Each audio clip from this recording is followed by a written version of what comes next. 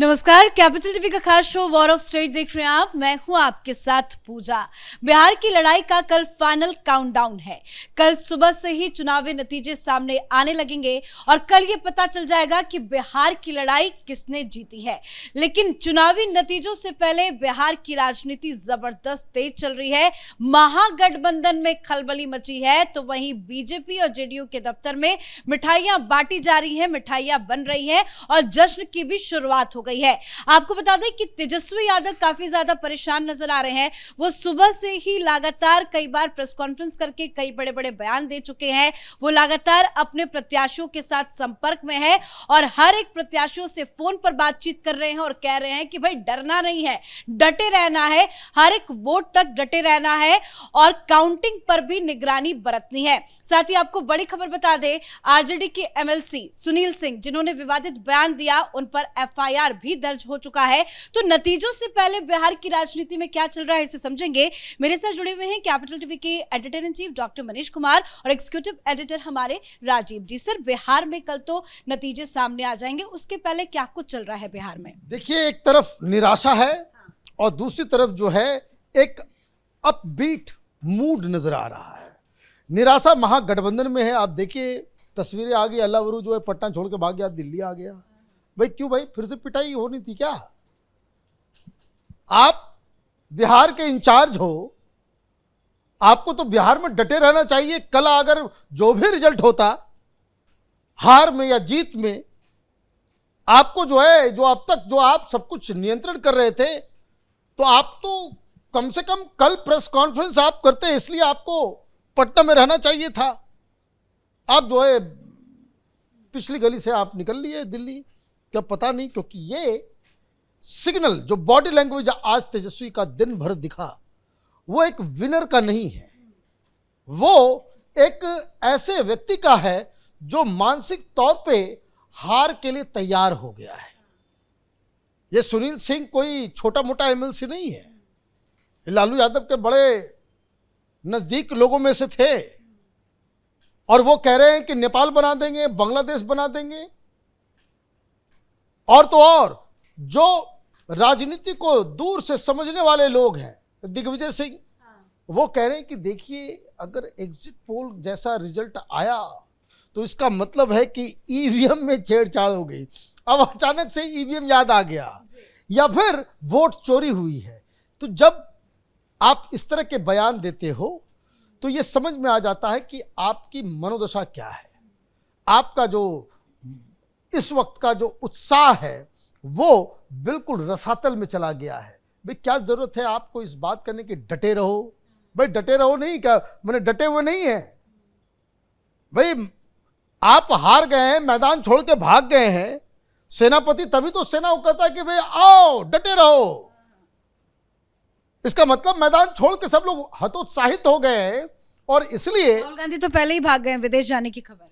बोलिए, आप भी ऐसी सी खबरें लेकर के आती हैं। तस्वीरें आ गई है, एयरपोर्ट में स्पॉट किए गए हैं। हाँ, अपनी भतीजी के साथ जो है वो जा रहे हैं। अब ये तो मुझे तो समझ में नहीं आता है कि भाई महागठबंधन और इंडी गठबंधन ये किस तरह के लोगों के हाथों में है कि जो इतने बड़े टेस्ट के वक्त जो है वो गायब है। लेकिन चुनाव के नतीजों के बीच में राजीव सर, सुनील सिंह का बयान वाकई में काफी चिंताजनक है। वो किसकी भाषा बोल रहे हैं और जिस तरह का भड़काऊ बयान दे रहे हैं। तेजस्वी भी अपने विधायकों को फोन कर रहे हैं, प्रत्याशियों को कह रहे हैं कि भाई डटे रहना। क्या रणनीति बना रहे हैं तेजस्वी यादव? देखिए, तेजस्वी की रणनीति नहीं है, ये कूटनीति और दुर्गति होने की नीति बना रहे हैं।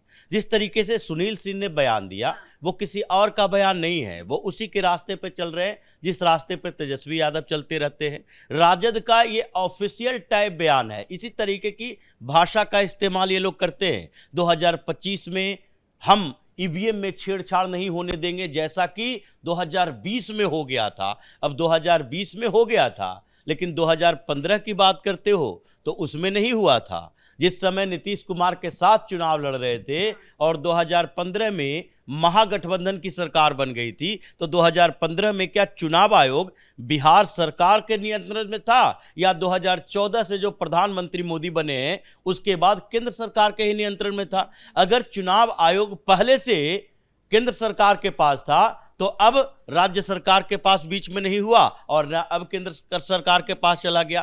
तो सुनील सिंह ने जो बयान दिया उसकी सजा तो मिल रही है। अभी डीजीपी ने कह दिया एफआईआर दर्ज करो और कल काउंटिंग से पहले ही अरेस्ट होकर अंदर चला जाएगा। लेकिन तेजस्वी यादव की घबराहट अलग है। तेजस्वी यादव जो इमरजेंसी मीटिंग बुला रहे हैं, जो डटकर खड़े रहने की बात ये प्रत्याशियों को कर रहे हैं, उसमें खबरें कुछ उल्टा आ रही है।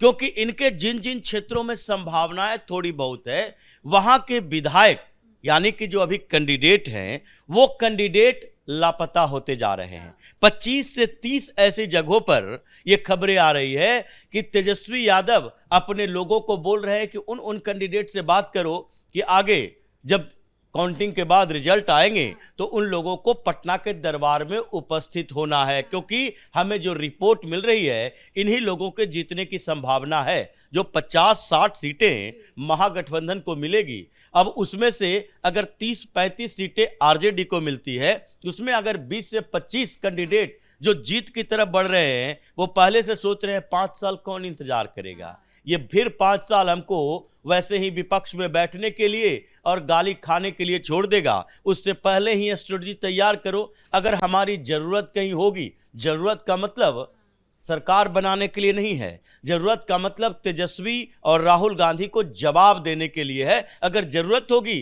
तो इसका इस्तेमाल कर लिया जाएगा। तेजस्वी यादव इसीलिए फोन की घंटियां बजा रहे हैं कि चारों तरफ तैनात रहो। सीआरपीएफ के जवान हैं, पारामिलिट्री फोर्सेस है, आपको एक दूरी बनाई जाती है कि कंट्रोल रूम में जहां पर काउंटिंग हो रही है उसके अंदर जो आपके अधिकारी और आपके लोग रहते हैं हर पोलिंग एजेंट के साथ, तो उन लोगों के अलावा आप 200-300 मीटर की दूरी के बाहर ही रहोगे। आपके नेता कार्यकर्ता उसके अंदर नहीं जा सकते। तो फिर डटकर खड़ा रहकर करोगे क्या? माइक पर जो आवाज आएगी इलेक्शन कमीशन की तरफ से कि हर राउंड के बाद कितने से कौन बढ़त बना रहा है, वही सुनना पड़ेगा और आपके अंदर के रिपोर्ट का इंतजार करना पड़ेगा। तो इसलिए डटकर रहने की बात इसलिए कर रहे हैं क्योंकि राजद में भगदड़ मची हुई है। डटेंगे या नहीं ये तो पता नहीं, क्योंकि खबर सर ये सामने आ रही कि सुबह से ही कम से कम तेजस्वी ने 100 से ज्यादा अपने प्रत्याशी विधायकों को फोन किया, सबसे बातचीत की। कुछ विधायकों से तो उन्होंने वीडियो कॉन्फ्रेंसिंग के जरिए बातचीत की। तो क्या तेजस्वी को डर है कि उनके जितने भी जीत के विधायक आएंगे वो कहीं पाला ना बदल दे, कहीं लापता ना हो जाए, इस वजह से वो सभी को एकजुट करने की कोशिश कर रहे हैं? देखिए, ऐसा होता है कि जैसा आप कंपनी रखेंगे वैसे वैसे आपको जो है आदत पड़ जाती है उसी तरह की राजनीति करने की। ये बीमारी रिसोर्ट पॉलिटिक्स जो है कांग्रेस की बीमारी है कि भाई इलेक्शन खत्म हुआ, पहले अपने अपने लोगों को इकट्ठा करो, है ना। वीडियो कॉलिंग इसलिए की जा रही है कि ये पता रहे कि भाई वही आदमी है या नहीं है, जिसके बारे में उसको मालूम चला कि भाई वो गायब हो जाएगा, उसका वीडियो कॉल में आता है या नहीं आता है। बात किया किसी और से, निकला कोई और। तो ये आप देखिए, ये बताता है कि किस तरह की डिसिप्लिन है और ये क्यों है, इसको भी समझ लीजिए। वो लोग बताते नहीं हैं, बोलते नहीं हैं।